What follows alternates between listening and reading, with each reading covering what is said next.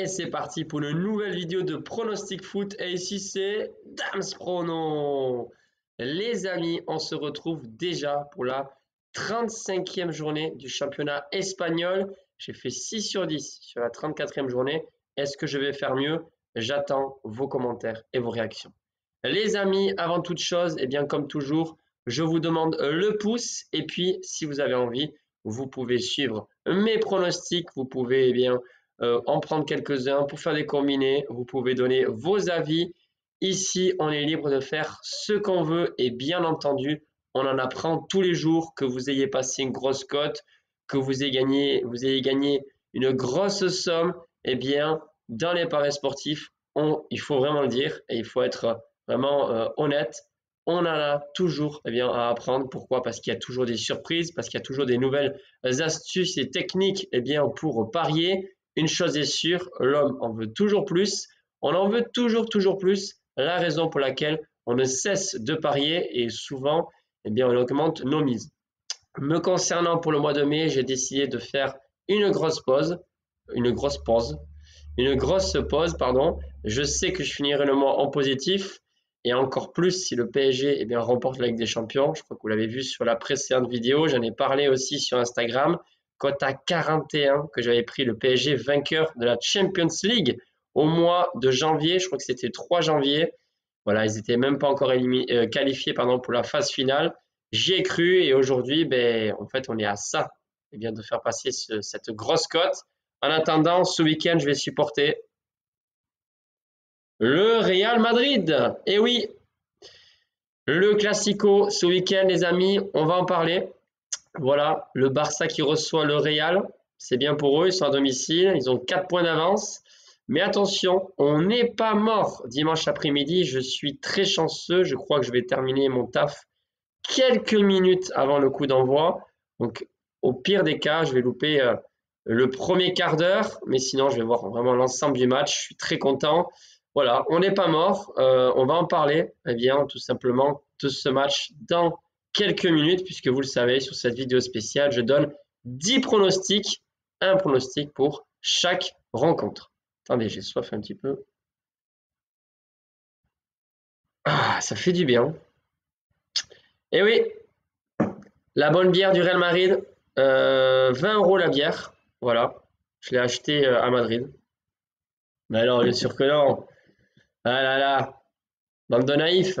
Allez, on commence avec le vendredi 9 mai, les amis. Et cette fois-ci, il n'y a pas de match le lundi, puisque vous le savez, c'est la fin du championnat. Voilà, il reste que 4 journées. Et donc, forcément, il y a beaucoup d'équipes qui jouent le maintien, les places en Europe, le titre, puisqu'on ne sait pas encore qui finira premier, vainqueur de cette Liga. Et la moyenne de cote, pour cette 35e journée du championnat, elle est de 2,02. C'est plutôt pas mal. Alors, on commence du coup, et le vendredi 9 mai. Alors, Las Palmas qui reçoit Rayo Vallecano. Alors, qu'est-ce que j'ai pu noter dans mes analyses? Alors, en effet, le capitaine, Kylian Rodriguez est absent encore du côté des locaux. Fabio Silva est incertain. Un joueur très important aussi pour les locaux qui jouent le maintien à fond. Ils sont pour l'instant en 18e et ils reçoivent Rayo Vallecano qui, eux, actuellement, sont 8e. 8e, c'est très important en Liga puisque la 8e place te permet d'aller en Europe, même si c'est pas avec des champions l'Europa League, la Conference League, c'est déjà aussi une compétition européenne qu'il ne faut pas négliger pour beaucoup de clubs. C'est très important, vous le savez, financièrement. Bref, du côté de cette équipe de Rayo, il y a 2 défenseurs qui sont importants, qui seront absents pour cette rencontre. La raison pour laquelle je pense que ce pronostic devrait passer, c'est tout simplement le fameux BTTS. Les 2 équipes marquent, la cote est de 1,71. Ensuite, donc le samedi 10 mai, il y aura 5 rencontres et 4 ensuite le dimanche, parce que je vous ai dit, il n'y a pas de match le lundi. Alors, on démarre avec la journée de Valence. Oulala. En fait, je ne sais pas si elle n'est pas périmée, cette bière. Bon. Valence qui reçoit Getafe à 14 h pour débuter cette journée du samedi. Alors, pour moi, Valence, oui, ils sont favoris. mais c'est compliqué à pronostiquer ce genre de match. Valence va beaucoup mieux, le maintien est largement acquis. Ils sont même encore en lice pour essayer de chipper la 8e place au Rayo Vallecano, à la Real Sociedad, à Osasuna, à Mallorca, à beaucoup d'équipes qui peuvent justement finir 8e. Ça serait quand même incroyable que Valence finisse 8e. Vous imaginez s'ils vont en Europe alors qu'ils étaient derniers du championnat en tout début de l'année. Voilà, c'était catastrophique. En tout cas, le maintien, il est fait. Sur ce match, je vais partir sur un pronostic à la mi-temps et ce sera le match nul, cote à 1,88.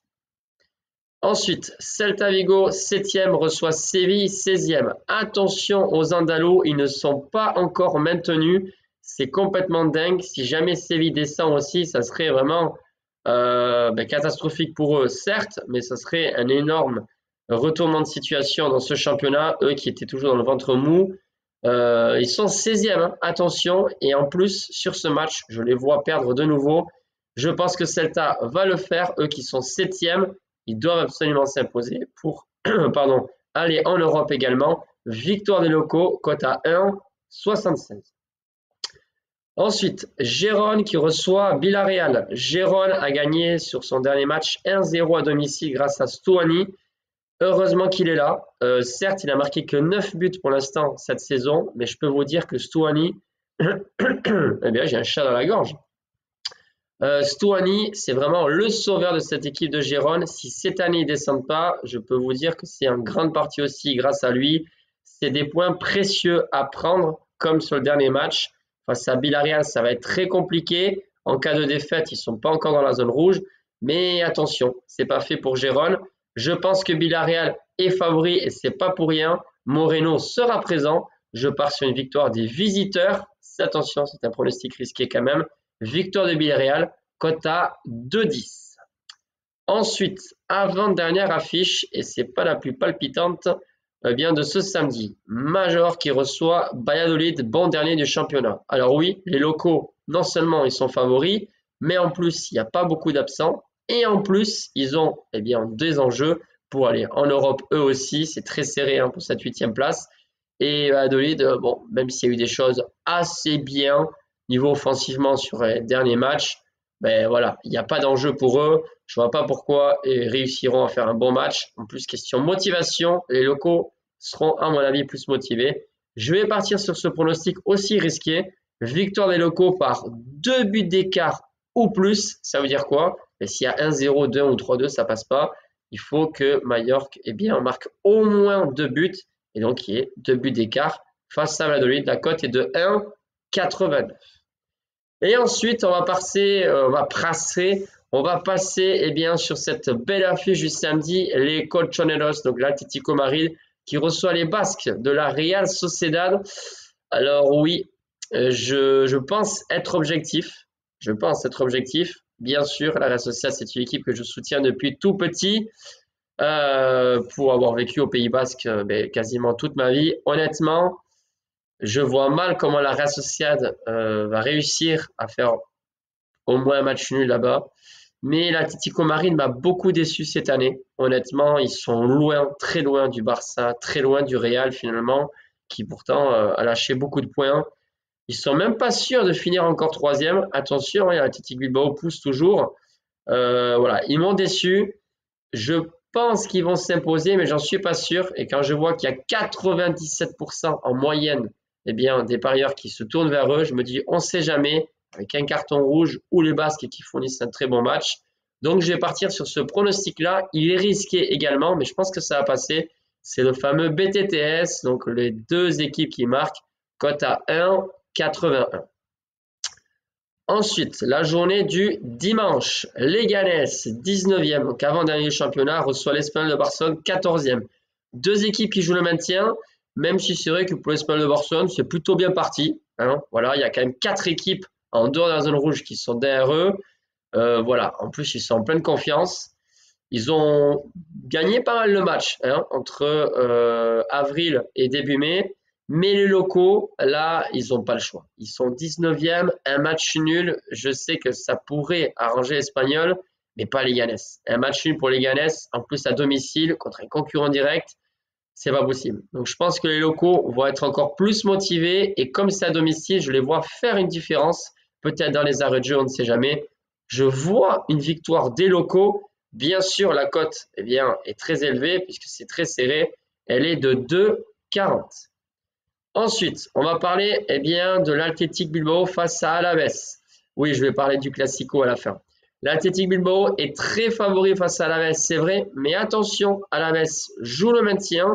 En plus, Bilbao joue ce soir eh bien, en Ligue Europa. Et troisièmement, finalement, on peut constater que Bilbao a lâché pas mal de points à domicile en 2025. Ils étaient meilleurs entre septembre et décembre. Donc, je vais opter pour un match nul. Oui, c'est une surprise. Et c'est la plus grosse cote que je vous propose eh bien, pour ce week-end. Cote à 3,30, donc le match nul entre l'Athletic Bilbao et Deportivo Alaves. Betis Séville qui reçoit Osasuna. Je pars sur les favoris. Oui, victoire des locaux, même s'ils jouent également ce soir.